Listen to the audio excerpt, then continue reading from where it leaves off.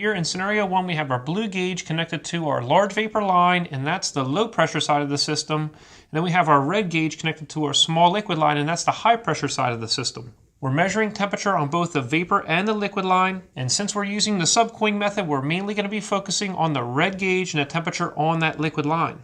So in scenario 1, we have 327 psi. We convert that to the R410A saturated temperature of 102 degrees using a calculator, a PT chart, or the gauge face. In this case, we're using the gauge face, so we see 102 degrees as our saturated temp, and then we have a line temperature on the liquid line of 89 degrees. So to find the subcooling, we take the sat temp minus a line temp, so 102 degrees minus 89 degrees, and we're left with an actual subcooling of 13 degrees. Now you need to make sure to let this system run for 5 to 10 minutes before checking the refrigerant charge level, and once we determine what that subcooling is, in this case it's 13 degrees, we need to compare that to the target subcooling listed on the rating plate of the unit. If there is no target subcooling there, a good target number is about 11 degrees on a single speed unit, and in this case the rating plate says a target subcooling of 11 degrees.